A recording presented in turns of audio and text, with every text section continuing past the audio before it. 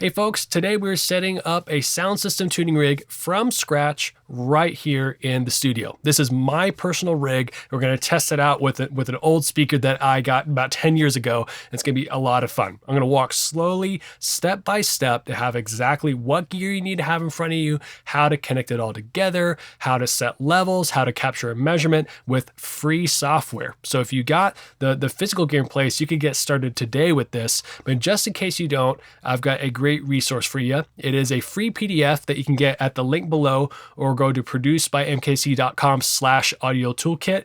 It is my how to set up a sound system tuning rig for less than $250. That is the microphone, there's the audio interface, it is the software and the cabling. Is everything you need to have a sound system tuning rig you could take and go work with Martina McBride tomorrow. It could still get you pro results, even though it costs you less than $250. Again, that's at the link below. It is a one-page PDF and has links to the exact gear you need to buy. I've got a little bit different gear than this, but again, anything will work. I want you to use what you have and not let money or availability get in the way of you getting great results in the field. Because being able to slow down, practice at home, and not have the riggers on your back asking you when you're going to get the rig in the air, that's not the time to be learning. You need to have it under your fingers and in your brain here. So I'm going to walk you through step by step today exactly how to put that all together. This is the gear list of the stuff we are going to be using in my video today. You need a computer. It can be a Mac or a PC. The software is Open Sound Meter, is what we're going to use. It can run on either. It can also run on Linux if you're that type of person. If you already own Smart or Sat Live or an equivalent software, that's great. If you don't have anything right now, go ahead and go to opensoundmeter.com and download that. It's free. To be clear, you should donate if you find it helpful to him. It's basically donationware that helps the developer keep creating stuff. He also does have a paid iPad app version that you can get in the App Store for $49. So if you're an iPad savvy person, you can definitely hook up an audio interface to that and get going there. So that's the software we're going to be using. Have a computer, Open Sound Meter. You're going to need a speaker with an XLR input. So this is just an old studio monitor I have from forever ago that I got from an audio shop in Dallas. So what's nice, it has a trim knob on the back, so I can adjust the level, and an XLR input.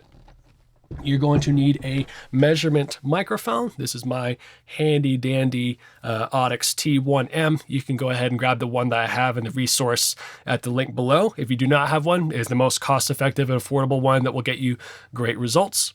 You're probably going to need a mic stand if you're going to have your speaker on a table and have this in the air, so just have one of those handy. You can also feel free to put the speaker on the ground and the microphone on the ground. You're going to be just fine, so the mic stand is optional. You're going to need an audio interface. This is my Focusrite 18i8, the second gen, but you can use whatever you have available. It's going to work. As far as cabling goes, you're going to need 3. You're going to need a TRS male to XLR male to get out of your audio interface into the speaker. You're going to need a TRS male to TRS male to go out of the second output of your audio interface and loop it back into your second input. And we definitely will cover how to do that later on in the video. And then you're going to need a just whatever length XLR to get from your measurement microphone into your audio interface into input 1. Okay, so that's the gear you need. I've done enough talking. Let's jump right into the main segment, and I'll walk you through step by step all the gear, how to connect it, how to get it talking with the software, take a measurement, and assess good data. Pumped. All right, here we are in this studio. Pumped to be here with you guys. I'm going to show you with my gear exactly what all of these 4 pieces are doing together to create a sound system, how they're connected together, how to take a measurement, how to use free software to do that, and how to make sure your data is good data. And so I got my cheater notes up there, and we'll be going through all that, but I'm excited to share that with you today in my home studio. Just to be clear, this setup as far as the microphone and relationship to that speaker isn't the best laboratory setup. I'm not trying to take the most accurate measurement of that speaker. I'm just illustrating some principles with it and having it in a nice compact rig for us today so we can see and work around it. Anyway, so in the field, it's going to be a different relationship. Okay, so let's jump into the physical connections. The most important in the heart of your rig is the audio interface. This is responsible for being the bridge between the analog and digital worlds, because we need our computers to interpret data and have something to measure with, but it can't take voltage or an electrical signal from a wire right off the bat. So this does the job of converting that and sending that data down a USB cable to our computer. And then our computer can also send data down this cable, and then our audio interface can translate that back into an electrical signal, send it down a cable to somewhere else like a speaker, and now we have sound coming out of it. We have 4 types of connections that are going on here. We have the audio interface to the computer, again, that's connected and synced over USB. That is a digital signals being passed back and forth. And we have our measurement microphone. I have the Audix T1M, and it's been great. It's over a 25-foot XLR into input 1. And this also has a preamp on it for me to turn up and down the gain, just like any console you would be on. So that is capturing the test signal. So the sound that's going to come out of our speaker is in charge of, again, recording or capturing that sound, sending it into the interface, and then the interface pipes it into our software. Then we also have an output to our speaker. So we need to send a measurement or test signal, which is usually pink noise, out of the interface where it's generated by the computer. That signal sent digitally to the interface. And then we're going to use the outputs output number 1, and then send it from this TRS mail over to XLR mail into this speaker. Just so you know, this has a trim on the back of it so I can adjust the level there. We'll go through all the gain structure a little bit later. And then lastly, and this is the quirkiest one of the whole bunch, is we actually have a loop back. We have this audio interface has 2 main outs, and this would just be like the 2 main outs if you had this in a studio to feed your left and right speakers.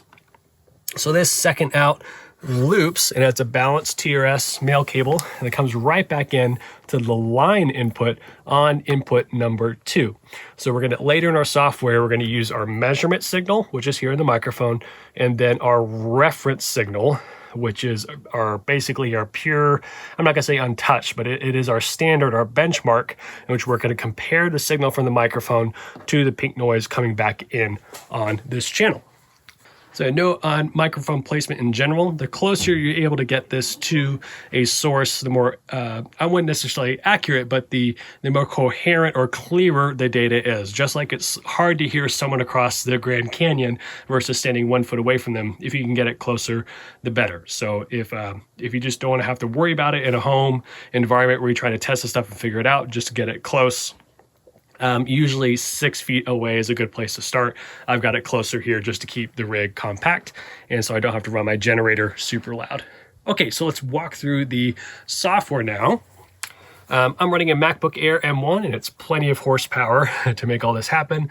In Open Sound Meter, you have several panes. If you go here to the top right and click single, it's just going to show one window. And the top right, you can choose between different measurement types for the data that's going to show you. So we'll come back to these, but just so you know, then we have a generator right here, and this can generate test signals. It has lots of different types down here.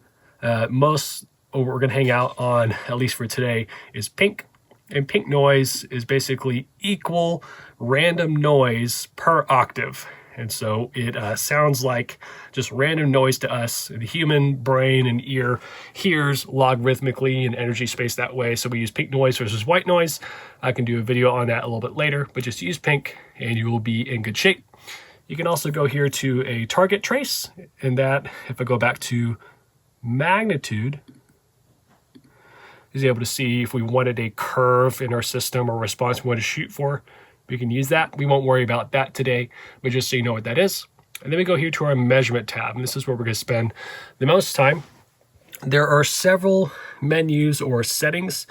Just go here, set this to LPF or low pass filter, and put it on 0.25. Set the timing window to LTW, that's logarithmic time window. We're going to have no calibration file right now. Don't have to worry about that. And right now, just because I know ahead of time that the input on this speaker, the polarity is inverted, I'm going to go ahead and check this, but go ahead and have it unchecked for your rig unless you know that you need to have that. So make sure, go down here, you're going to choose the audio interface. I have a couple of them hooked up. And so I need to make sure that the Scarlett 18i8, the same one you're using for your reference, is the one that you have selected here. And then we go here first to M. So this is the measurement channel number. So we're going to make sure that is on input 1, which is up here, because I have my microphone plugged into input number 1. You can see that here. And if I go back to reference, again, this is what is being compared to input 1, and that will be input number 2. All right, if we go here to the bottom right, this is where you would apply estimated delay. This is going to sync your reference signal with your measurement signal, and we will get how to use that a little bit later. It's also a helpful tool when you're time aligning other sources in the field. And then lastly, down here, we got our store button. So once we have generated a test signal, we've captured it with our microphone, and we have it to the level we need, we can hit store, and then we don't have to have the generator running the whole time in the house and have this pink noise going. We can just look at the measurement and compare what's going on. So a quick recap is we have the software open. Again, it tries to really focus on really minimal menu sets. We can choose our different ways we look at the data. We can have multiple data sets open at the same time. If we have these 3 windows, it looks really similar to a software called Smart, if you're into all of that. And we have to click on something on the right, and the bottom menu will contextually change to be where and how we need to what we need to see. So if I want to change the generator, click on it, I can change the generator and do that. Okay, so now let's jump into the routing and gain staging of the rig. You can do this in a couple of different orders, but this is the workflow that I like to have. Okay, step 1, make sure all your gear is connected. So I would retrace it so that it looks exactly like this. No matter what interface you have, it's gonna have an input, a set of inputs or a set of outputs. So we need input 1 as our microphone. We need to make sure phantom power is on, because almost all measurement microphones that I know of require phantom to work. And then channel number 2 is gonna be your loop back for reference. Have output 1 going to your speaker or console, and then input number 2 or output number 2 is where your reference is coming from. We want to make sure our measurement microphone is placed. I can't tell you how many times I've fired up pink noise and I forgot to put my microphone out in the room and say, like, why are my levels really whacked out? So make sure your microphone is here. It's good to have it pointed directly at the tweeter and at the same height as the tweeter. So high end is going to be your friend, or top end is frequency response. So make sure it's pointed right there. And you're going to want, what you're going to do is gain the microphone all the way up to start. We want to have it there because if the gain is really low, that means we have to run our speaker really, really loud to give us an adequate signal. So I start it all the way up, and later we can back down if we need it. Okay, now we're going to go over to our generator and click on it, and we need to make sure we're sending pink noise. We're going to send it at -12. And we're going to make sure that we have selected the same audio interface that's hooked up, if you have multiple hooked up, and verify that you are on output number 1 and output number 2. Just make sure we are sending our pink noise signal to the right spot. And know that when we activate it, at least in my audio interface, the master output volumes are subject to this knob. So if you fire up the generator and you can't hear it, that might be why. So to verify, I'm going to turn on the generator by clicking on it, or I can do Command G, which is a great little key command. So we're going to slowly creep this knob up and be able to start looking at our meters. We need to check here in our measurement to have it active, and we can see some meters start moving around. Our top meter here is the microphone input gain, and our bottom one is our reference signal. So if I select none on output 1, our pink noise coming through our speaker is going to go away, but we need to have it come through there first. So I'm going to go to the back of my speaker,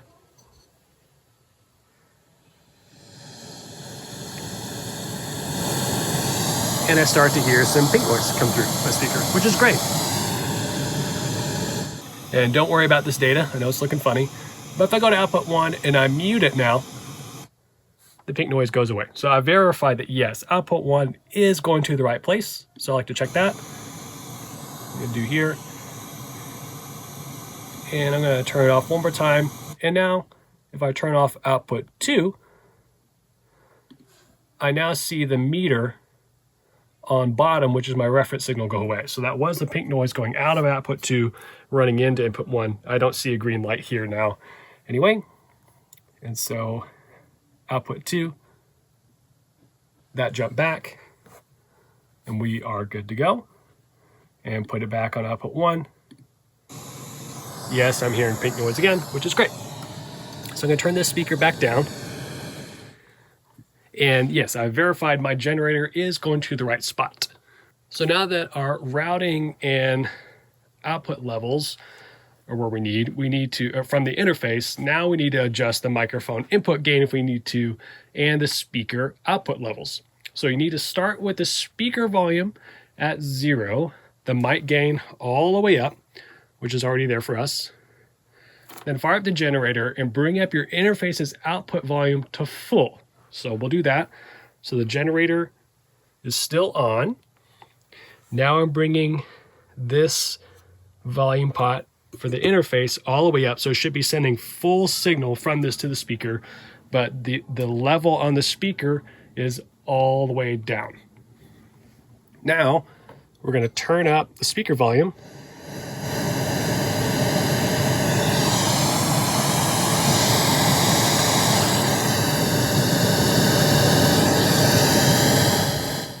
I'll just turn this down so I can talk now, to a moderate volume. So how loud do we need to get it? It's a common question I get asked of, like, does it need to be crazy loud pink noise or small? How we can verify that is in our software. So we're going to go back and go to our single pane, and then we're going to go to RTA. So that's a real-time analyzer. So you can see it bouncing up and down with my voice. The key to getting good data is you want your data to be at least 20 decibels above your noise floor. So my heat in my house just kicked on, so that made it a little bit higher, and you can probably hear it here. But I'm going to stop talking now. Then you'll see the RTA, which is the average level coming into this microphone, this first measurement channel, and we'll see it come to rest. And then I can slowly bring up the speaker level and get above that. And that's how loud, at least how loud I need to have the speaker. So I'm going to stop talking. You'll see that come to rest.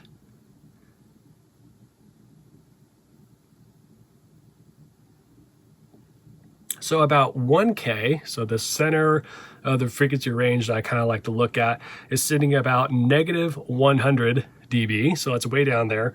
And then if I bring up the volume,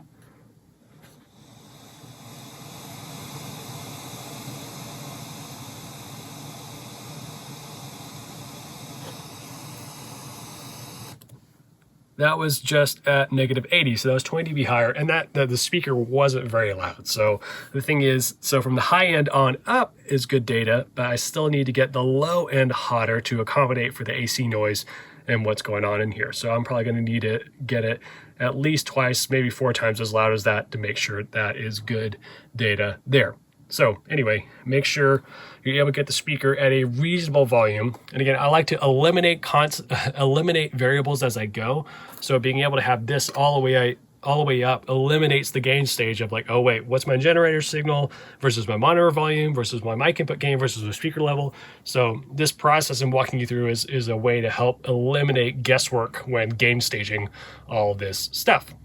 So I've noticed about right here, my volume knobs where I need to get to get above the noise floor. I'm going to go ahead and turn it now all the way up, then adjust the speaker level to where here on my measurement, I'm going to have it hitting just at where it turns orange, and that's equivalent to negative 12 dB full scale. So let me do that.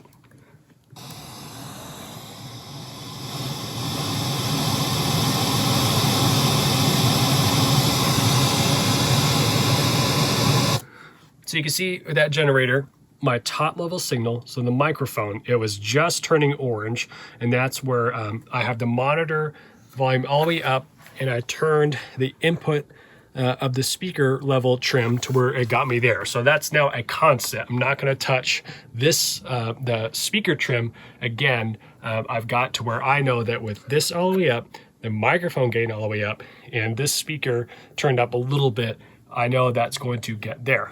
So now let's move on to the reference. I can go back to generator. Let's go ahead and turn off output 1. We're going to go back to our measurement and turn on pink. Now we can see the input levels coming in, and I already have mic preamp input 2. If I had it all the way down, that's where the level is. Now I'm going to slowly creep up input 2 to where it just turns orange, and there we go. So now I have my mic input gain there about 10:30, maybe 11 o'clock, and now is just turning orange. So now I'll stop talking, turn on the generator again with now the speaker trim level set. And if you're working on a console, you can do this with the output fader. Turn on it, output number 1, and now these will be equal.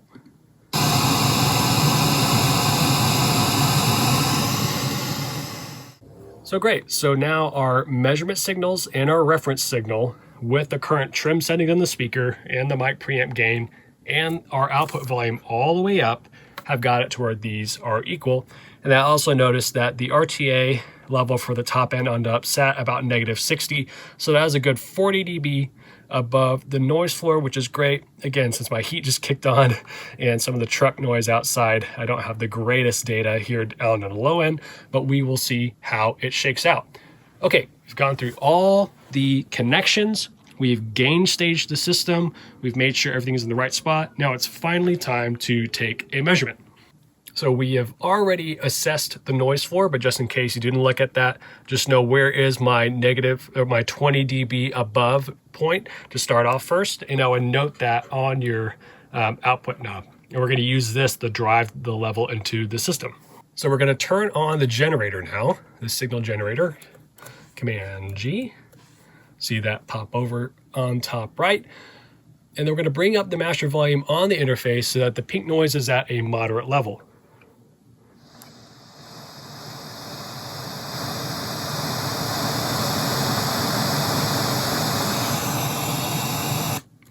And the great thing is now, all I have to do is touch the monitor volume now.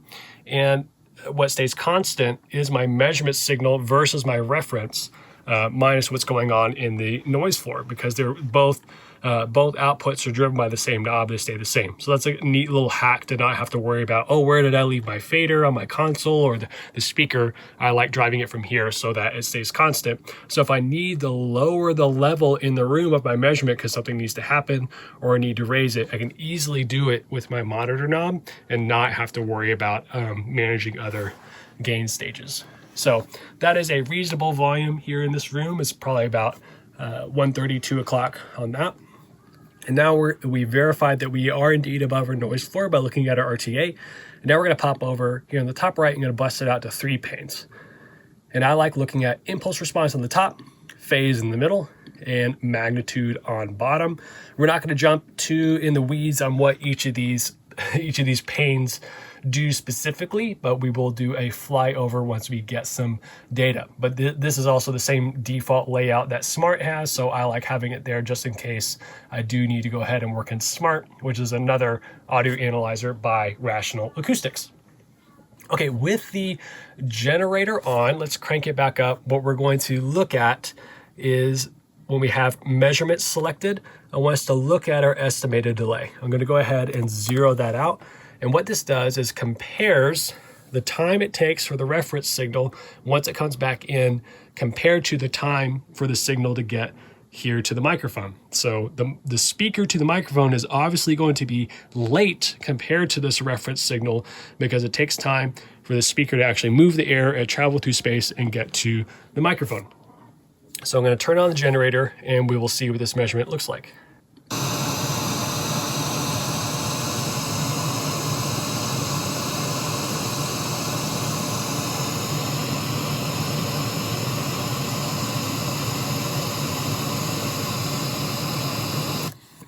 So I clicked apply estimated delay, and you saw how the impulse response moved from here about 1.13 milliseconds here and moved it to the center. That tells me if I have that moving here and zeroed out, we are in good shape. So if it is aligned, I can tell we are good. So what this tells me is that the total time for the signal to get out of the speaker and back into the microphone compared to our reference signal, it is behind by 1.13 milliseconds, which is not a long time, but it's still a difference and makes a difference in the data. So if I turn on the generator again, I'm now going to capture a trace. That is Command C, or you can go to the bottom right and hit store.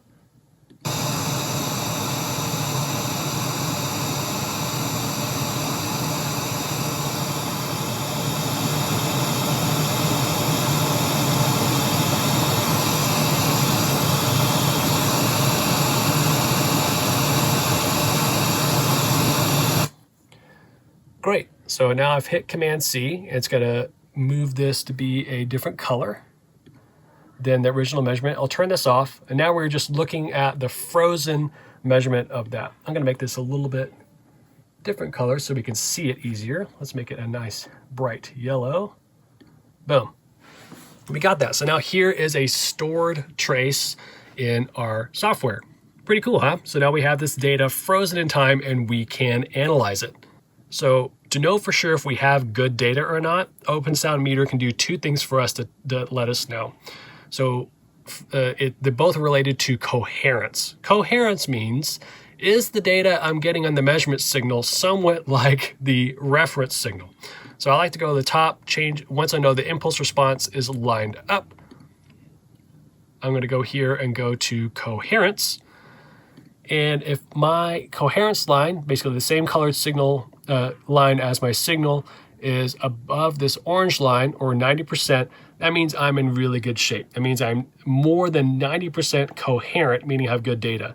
Open Sound Meter will also start to blur out the lines if it's not good data. So a good, thick, solid line is a great indicator that I have good data. So let me take a measurement and show you what bad data looks like. And I'm going to do that by making the output signal be really low, meaning the sound of the heat on and the background noise and the trucks outside is going to drown out or not be strong compared to the measurement data which is going on. So let me do that.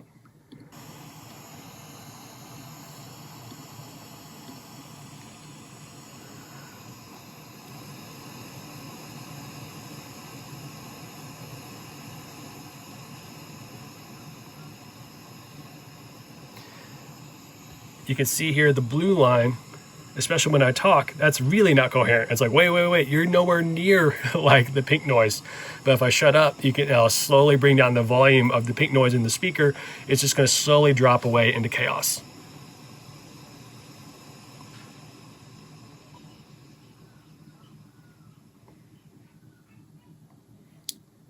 So if your data that you're capturing is looking like this wiggly line, that's not good. We need it to be coherent and be towards the top. So let me capture a measurement just so we can compare.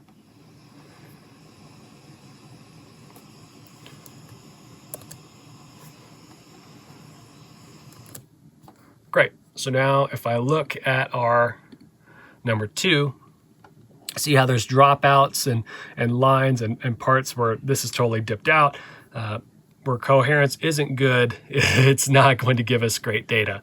So it's great to get a really good balance between how loud your speakers are in the room to get above the noise floor, your microphone input gain, and your output level to manage all what's going on. So what are some other things that get in the way of great data is room modes, so stuff that you can't control acoustically, in the room.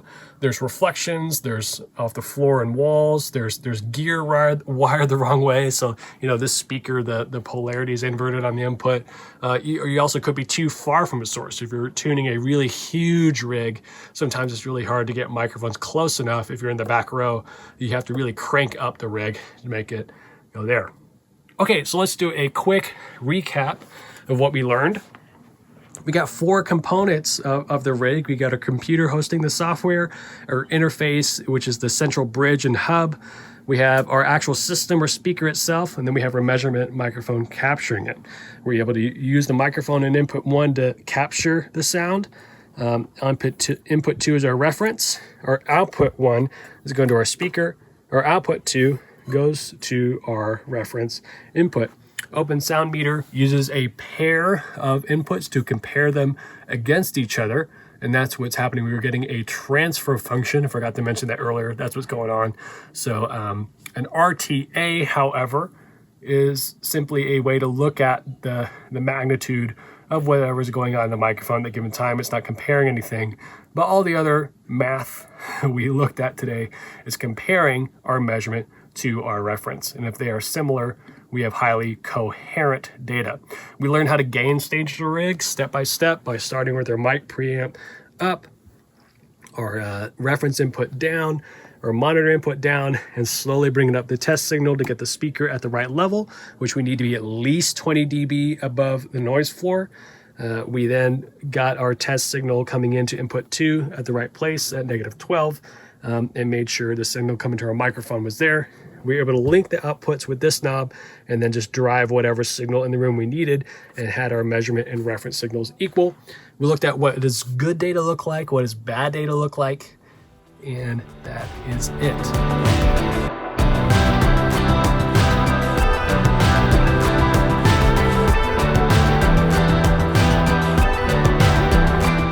If you're still here, thank you so much for watching. I hope this was a good walkthrough of the entire rig and the methodology that I have to get great measurements in the field so you can have great results on your show. Again, I have that free PDF at the link below, produced by mkc.com/audio toolkit. If you haven't been there already, it's got, I think, 6 or 7 other free resources in there too. It's got my audio mass survival spreadsheet, which is a 200-row Google sheet that has a ton of great sound system design calculations. I think you'd love that. It's also got my 9 EQ pivot points. It's also a free guide that shows you how to relate the adjectives you already use to describe sound to the frequencies that you use on your equalizers. I think both of those would be really helpful to you. Make sure and snag them. Please let me know in the link in the comment box below what is different about your workflow from mine. Do you set gain differently? Do you think a $69 microphone is not going to cut it? What's going on with you? Please let me know what's different about your workflow. I would love to hear from you. I am Michael. Thank you so much for watching, and I will catch you next time.